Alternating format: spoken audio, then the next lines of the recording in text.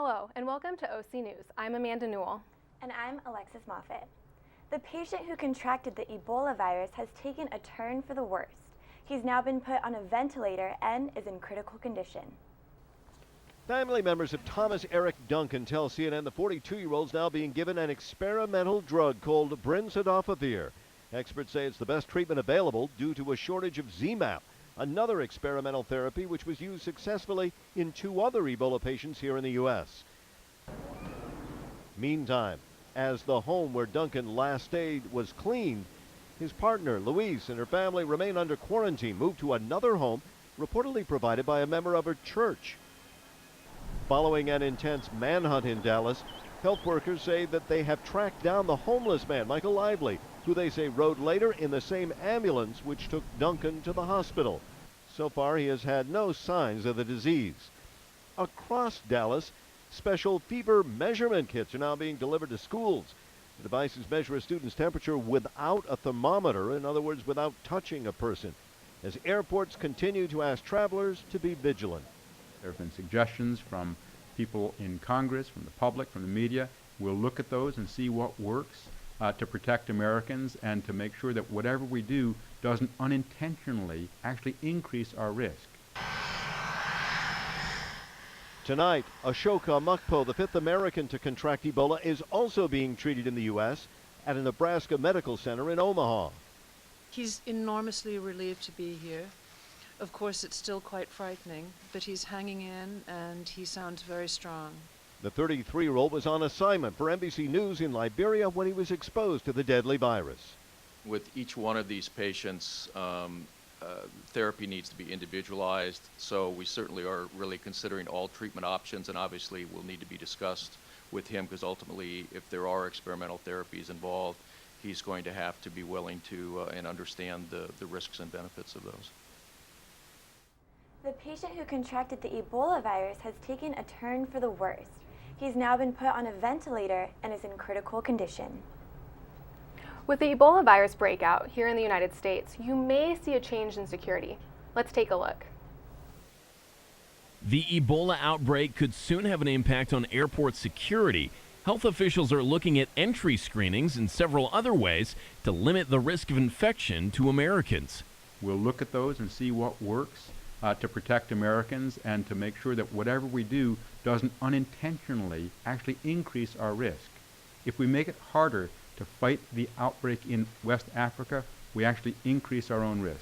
Stripping everything from the curtains to the carpet, a cleaning crew worked through the weekend to decontaminate this apartment in Dallas. The people Thomas Duncan was staying with when he was diagnosed with Ebola are still in quarantine. They're among a group of about 50 people, most of them considered low risk, being watched for fever or any other signs of the Ebola virus. It's not exactly the easiest thing to transfer. It's not like a respiratory virus where it can get expelled into the air and people can get infected. The bad thing about it, though, is very high case fatality rate. If you do catch the virus, your chances of surviving are around 50-50. Officials are also keeping an eye on the people who rode in the same ambulance as Duncan, among them a homeless man who walked off, becoming the subject of a nearly day-long search on Sunday before police found him and took him into custody. I'm Andrew Spencer reporting. California's Governor Jerry Brown recently signed a law that will give community colleges the resources to offer 4-year degrees. Here's Montserrat Jimenez with the story. What distinguishes a 4-year university to a community college? The biggest difference would be that at a 4-year university, you get a bachelor's degree when you graduate. As of last Sunday, California Governor Jerry Brown signed into law a bill that will pilot a program that lets community colleges offer 4-year degrees. Governor Brown insists that this program will help the growing workforce demand for college-educated workers. But is this new law a potential threat to the university system? I think that sure, this helps other people get into college and they can get more out of it, but it still doesn't solve the issue of quality and getting room or space for people to do it. Now you're just throwing another giant burden on the community colleges and all. I think it'll definitely encourage people to continue to go to school and get their bachelor's degree, especially since it's cheaper, but at the same time, I mean, does that devalue the degree because then everybody's going to be getting it. This new $100,000 law will be implemented between the years of 2017 to 2018 and will run its pilot program to about 2022 to 2023. This new law will be implemented in all 120 community colleges in California. Reporting from OC News, I'm Montserrat Jimenez. A man was severely beaten in Angel Stadium parking lot this weekend. It appears to be an unprovoked attack. Lieutenant Bob Dunn says Anaheim police officers found the 43-year-old Huntington Beach man unconscious Friday night. The injured man was walking toward his car after the Angels playoff game against the Kansas City Royals when he was attacked for no apparent reason. The victim is hospitalized in critical condition. His name has not yet been identified, but his occupation has been released as an officer for the Los Angeles Police Department. 4 teenagers from the Southern California area died in a car accident last night on the 5 freeway. The driver was a 16-year-old from Laguna Niguel, with 4 other passengers who were reportedly coming back from Knott's Scary Farm. The driver did not have a license and was severely injured in the crash. The other 4 were pronounced dead at the scene when the authorities arrived. The driver was heading southbound on the 5 near the 133 freeway around 2 a.m. when the BMW swerved and went up the embankment. Officers are still investigating the cause for the incident, and it's reported the driver did not have a license. There's a lot going on around the world. Let's head over to Liliana Mota with today's world news. Thank you, Amanda. The top story today. Authorities in Iguala, Mexico, searching for a group of missing students made a gruesome discovery over the weekend. A mass grave located deep in the mountains of the village was found. Officials are waiting for DNA tests to confirm whether or not the corpses found are the students. The students went missing last week following a shootout blamed on crooked police tied to a drug gang. A reward of 1 million pesos, roughly $74,000, is being offered to anyone who can help find the people responsible for the deaths. In a video released Friday by ISIS, British aid worker Alan Henning is shown being beheaded by a member of the terrorist group. A candlelight vigil was held last night to honor Henning. He was shown being beheaded in the video Friday by a member of the terrorist group. Huge crowds made their way to the local church Henning and his family attended regularly in England. The wife and children of Henning made their first public appearance, mourning the loss of their loved one. Henning is the 4th victim to be murdered by ISIS. ISIS threatens to kill another hostage, American citizen Peter Kassing. The locations of where the beheadings have been taking place and by whom they're done is still unknown. The patient at the center of the Ebola crisis has been downgraded to critical condition. Reports say he is currently on a ventilator. Reporter Martin Savage has the story.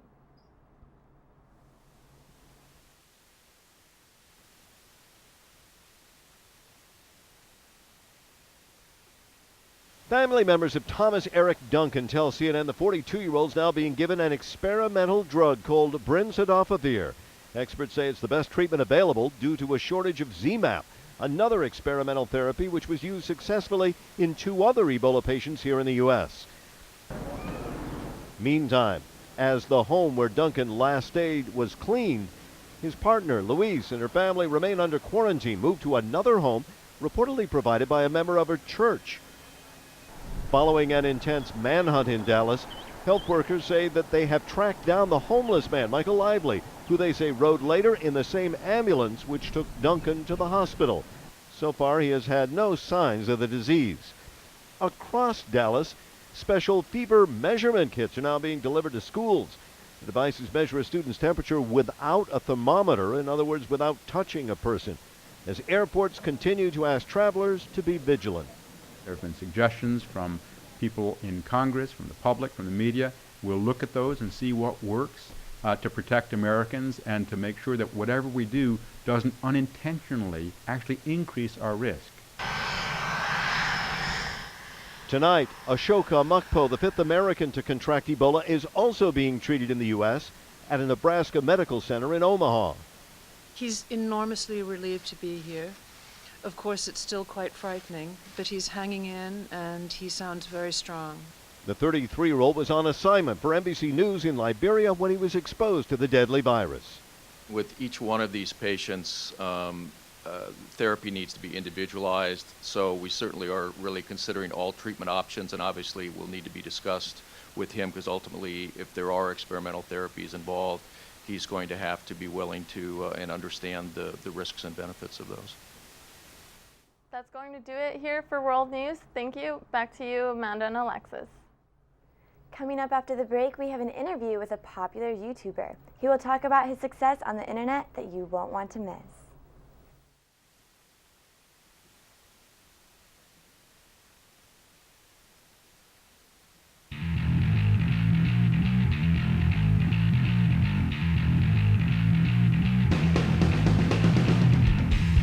Titan Radio is Cal State Fullerton's own radio station located in the basement of Pollock Library. Students can stop by and pick up an application during operating hours. Anyone who has a computer and internet can listen to us, www.titanradio.org. A lot of people who want to pursue TV and film usually start out in radio, so it's always a great Social media opportunity. Personality and singer Markel Bailey.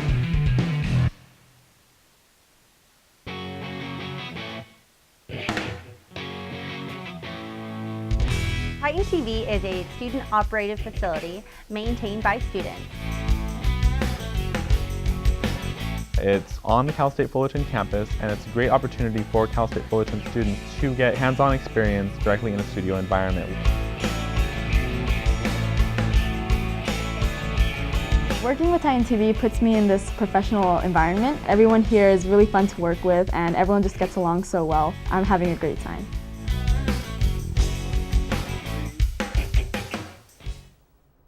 YouTuber star and one of our very own Cal State Fullerton students, Markel Bailey, is here with us in the studio. Let's go to Tiffany for more. We want to welcome CSUF student and social media personality and singer Markel Bailey. Welcome to OC News. Thanks for having me. Thanks for being here. So I did my research, and you have 10,388 followers on YouTube. Yes. You have more than 27,000 followers on Instagram, and more than 38.5 thousand followers on Twitter. Yeah, that's incredible. It's crazy. So where did all this success start? I mean, the success for all my social networking sites, like everyone else, I started on MySpace and then eventually moved to Facebook, Twitter, now Instagram. But I mean, most of it really came from YouTube. I mean, starting from YouTube, pretty much everyone from there just kind of followed me on my other social networking sites, and here I am with all those followers. It's insane. That's awesome. So let's talk about YouTube. Right. So you're a really talented singer. Oh, thanks. And you're welcome. So talk to us a little bit about what inspired you to make these videos, and kind of what the process is when making them. Okay, so pretty much what I like to do. Well, what inspired me was pretty much, I saw other YouTubers. I would watch a lot of them, like Cimarelli, Kurt Snyder, Sam Sui, Christina Grimmie, and I saw them doing like singing videos, and I love to sing, so I got some friends together and we made a couple of videos and kind of just grew from there. Yeah. That's awesome. Now, okay, a little while back, one of your cover videos of Taylor Swift's song "Shake It Off" was shared and retweeted by Taylor Swift herself. Yes. I have here that it said that she said, "Your harmonies are so beautiful. I loved it." And there was also an article about the video on aplus.com. Tell us what it was like to be retweeted by her. I mean, Taylor's, like, we've been noticed by a lot of like Nickelodeon, Disney stars, but Taylor Swift, she's like one of the biggest like artists in the music industry. So to be noticed by her was like phenomenal. Like it was a Monday night and I was just sitting watching TV and my phone buzzed on Twitter and I was like just checking it. And I was shocked, like it's Taylor Swift, you know? It was unbelievable. I ran around the house, showed my mom, and yeah, I'm still in shock. So how did that affect your following? I mean, we got a lot of recognition. Like our video has a lot of views, like over 200,000. It's insane. It's really a dream come true, and I only have Taylor Swift to thank for that. And pretty much, yeah, our subscribers went up like over 1,000, and it's really insane. It's awesome. So let's take a quick look at the video that Taylor Swift was talking about. I'm just gonna shake, shake, shake, shake, shake. Shake it up, shake it up. Heartbreaker's gonna break, break, break, break, break. Faker's gonna fake, fake, fake, fake, fake. I'm just gonna shake, shake, shake, shake, shake. Shake it up, shake it up. I never miss a beat. I'm lighting up my feet, and that's what they don't see. That's what they don't see.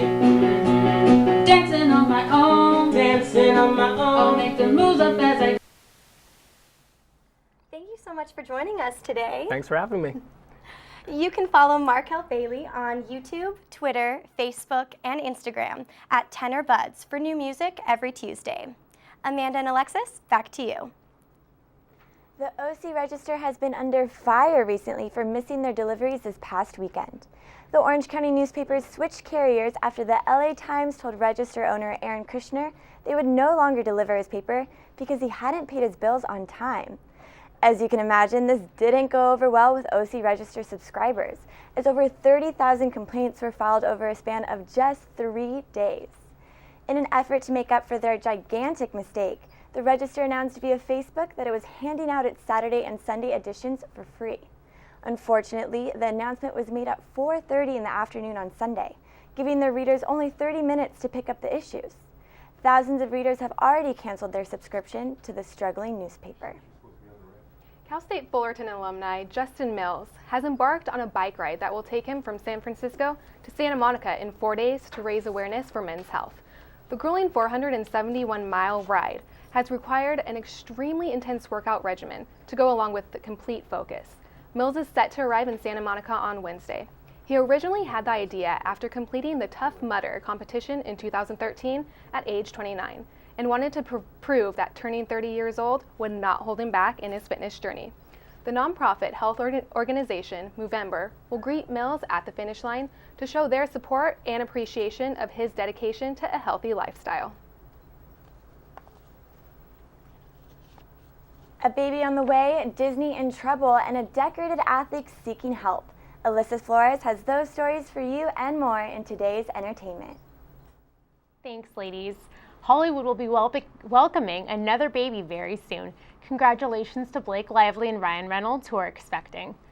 The former Gossip Girl actress confirmed the news on her lifestyle website, Preserved, by posting a picture of herself with a growing baby bump. The couple was married in 2012, and this will be the first baby for them both. Disney Paris is not the happiest theme park on Earth right now. The Walt Disney Company is bailing out Disney Paris for the second time in the last 3 years, this year to the tune of $1.25 billion. The drop in visitors is due to the recent economic crisis in Europe, and it's only going to be dropping more. The attendance is expected to drop to 14.1 million this year, 800,000 fewer than in 2013. Blues legend B.B. King has canceled the remaining 8 shows of his U.S. tour due to exhaustion and dehydration. B.B. King, a message was posted to his official website saying the 89-year-old blues guitarist became ill during a performance Friday in Chicago at the House of Blues. He was immediately evaluated by a doctor. An update was posted this morning announcing that Mr. King is home, feeling better, and grateful for his fans' concern and support. Saturday morning cartoons have become a thing of the past. The CW was the last American broadcast channel still airing cartoons on Saturday mornings, and they have pulled the plug. Although cartoons dominated Saturday mornings from the 60s through the 80s, it is difficult for the big networks to compete with cable and satellite. Less than 1 week after his DUI arrest, Michael Phelps has announced he's seeking treatment. The Olympian tweeted Sunday he will, quote, attend a program that will provide the help I need to better understand myself. Phelps was arrested Tuesday after failing a field sobriety test. He's charged with driving under the influence, excessive speeding, and crossing double lane lines. Phelps was previously arrested for a DUI in 2004. And now we'll look at this weekend's box office. Gone Girl thrilled moviegoers this weekend, taking the top spot at the box office with $38 million. The film, based off of a best-selling book, stars Ben Affleck as a man whose wife goes missing on their 5th anniversary, making him a possible suspect. Horror movie Annabelle landed second place with $37.2 million, and Denzel Washington's The Equalizer came in third with $19 million. That's all we have for you today in the world of entertainment. Thanks for watching. Back to you, ladies. Southern California is in the middle of a never-ending summer. And a sad loss for the Los Angeles Angels as they are eliminated from the playoffs. All that and more after the break.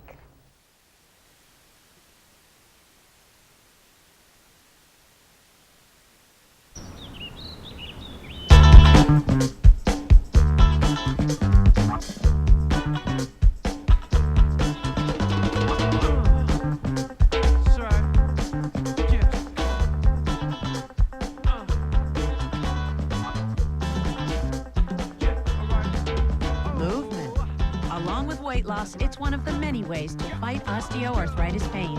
For more information on managing pain, go to fightarthritispain.org. Honey, the credit fairy doesn't exist. What? It's make-believe. Nobody left anything under your pillow. If there's no credit fairy, then we'll make our credit score go up. We will. By doing things like paying our bills on time. There's no magic to improving your credit, but there's help, and it's free. Go to creditfairy.org. The heat was back this weekend with Santa Ana winds. Will this never-ending summer end anytime soon, Tiffany? Please tell me it will. Thanks, Amanda. Let's talk about this heat. We're coming up on the second week in October, and the heat is back. Will we ever see winter? Let's take a look at the current temperature. Here in Fullerton, we're looking at a current temperature of 86 degrees. It will cool down to 63 degrees when the sun sets tonight at 6:29. Winds are traveling between 5 and 10 miles per hour with 12% humidity. Something to look forward to this week. It only happened a handful of times in the last 500 years. This Wednesday, a rare total lunar eclipse can be seen by most throughout the U.S. if the weather permits. According to NASA, the full eclipse will start at 6:25 a.m. Eastern Standard Time and will last for almost an hour. Only 8 of these moons will happen this century, so set your alarms if you don't want to miss out. Now, let's take a look at your current 5-day local forecast. This dry post-summer heat is back, and it's bringing the Santa Ana winds. Here's your 5-day forecast. As you can see, temperatures are higher today, 93 with a low of 63, and Tuesday as well with a high of 90. It should cool down a little bit throughout the rest of the week, but it doesn't appear that we'll be welcoming fall anytime soon. The good news is that we are seeing lower temperatures at night in the 60s. Let's take a look at how the Inland Empire is doing for the week. We're looking at some partly cloudy temperatures in the lower 90s for today and tomorrow. Later in the week, we're welcoming more comfortable temperatures in the higher 80s. Let's take a look at the coast. Coastal temperatures are a little bit more comfortable, looking partly cloudy in the high 70s and even a cooler 73 on Thursday. Now let's take a quick look at tonight's national forecast. As you can see here, temperatures in Southern California are cooling down, looking at some low 60s tonight and even some low 70s in Las Vegas and Phoenix. Notice some colder temperatures here in Denver and Salt Lake City. And some storms in Detroit, Cincinnati, St. Louis, and Memphis. That's your weather forecast for today. Stay cool, enjoy this never-ending summer weather, and have a wonderful Monday. Alexis, back to you. Thanks, Tiffany. So many upsets and exciting things happened over the weekend. Here is Willa Valley with this week's sports news. Thanks, guys. Playoff baseball was underway this year for front runners. None other than our hometown team, the Los Angeles Angels of Anaheim. However, after 2 games against the Kansas City Royals, the Angels are facing elimination. Royals were up 2-0 in the series before this pitch, and now they're going to the ALCS. Greg Holland striking out Mike Trout, the Royals sweeping the Angels to advance to play the Baltimore Orioles, and the celebration begins. Royals players and fans are going crazy as the Royals are advancing in the playoffs in their first appearance since 1985. Game 1 kicks off Friday at 5:07 Pacific in Baltimore. UCLA football came into Saturday night feeling mighty confident with their 4-0 record and a matchup against Utah. Many thought UCLA would walk away with this one easily, but folks, this turned into a thriller. We take you to the fourth quarter where Utah takes the lead on a 29-yard field goal. With 4 seconds left, UCLA tries to win it on a 55-yard field goal off the foot of Kami Fairbairn. The kick is no good, but wait, flag on the play, and the Utes get called for running into the kicker. UCLA has a second chance now at 50 yards. Fairbairn with a kick, and the kick is no good. Utes pull off the upset and take down the Bruins. This marked a crazy weekend up in college football as many highly ranked teams went down in defeat, including the Alabama Crimson Tide, falling from 3 to 7. The big surprise now in the top 10 is the University of Arizona after the Wildcats took down the number 2 Oregon Ducks. They go from unranked to the number 10 spot, marking the highest leap in the ranking history. Falling out of the top 10 are the UCLA Bruins, who fell down to 10 spots at the number 18, as well as the Oregon Ducks from number 2 to 12. Continuing with football, let's move over to the NFL as history was made Sunday with 2 of the game's most successful quarterbacks for the past decade. Peyton Manning becoming the only second NFL quarterback with 500 career touchdown passes on his 7-yard pass to Julius Thomas. Touchdowns in the game and now trails all-time touchdown pass leader Brett Favre. Julius Thomas with the grab right there. 7-yard touchdown pass right there. And touchdown. Manning moves into second place all-time behind Brett Favre, and eventually after this season he will move into first, trailing only by 5 touchdowns. Manning was the only quarterback to make history this Sunday as Tom Brady put his name down in the record books as well. Brady, facing the Bengals last night, throws a 27-yard pass to Rob Gronkowski and passes the 50,000 career passing yards mark for his career. Brady becomes the second quarterback all time to reach the 50,000 mark, and both Brady and Manning won their respective games.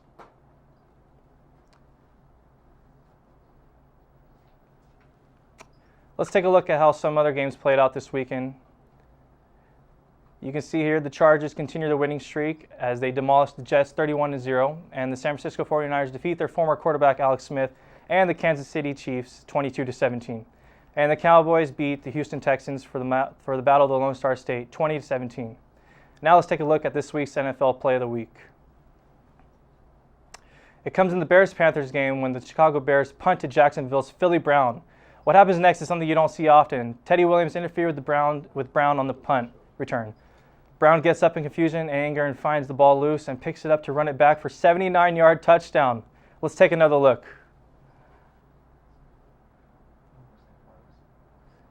You can see here he gets up in frustration, doesn't know what's going on, finds the ball, picks it up, runs it back, and no one can believe it. Jacksonville just celebrating the touchdown. Now, let's take another. The NBA scored a $24 billion slam dunk. The league has now renewed its partnerships with Turner Broadcasting System and the Walt Disney Company. The deal allows ESPN, TNT, and ABC to televise NBA games through the next decade. NBA Commissioner Adam Silver announced the agreements today.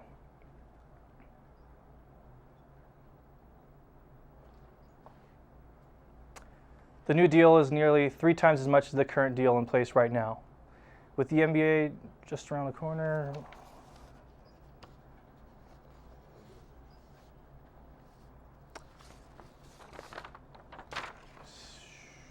skip this.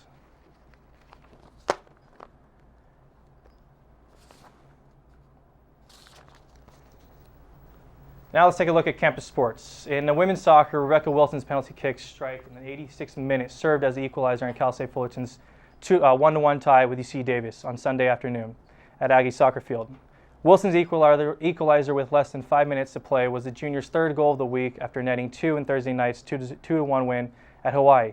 Wilson leads Fullerton with 7 goals this season, including 6 in the Titans' last 5 games. As for the men's soccer team, Chimda Mez's golden goal header in the 105th minute propelled the Sacramento State's men's soccer team to a 1-0 shutout at Cal State Fullerton on Saturday. After at Hornet Field in Big West Conference action, the Titans return to action on Thursday at 8 p.m. as they host Santa Barbara at the Titans Stadium. The game will follow a women's soccer team match with Long Beach State at 5:30. One ticket is good for both games. Now back to you guys. And that'll do it here for us at OC News. I'm Amanda Newell. And I'm Alexis Moffitt. Have a great night.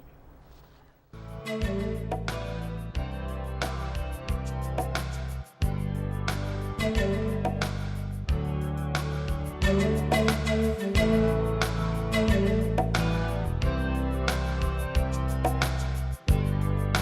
Bye.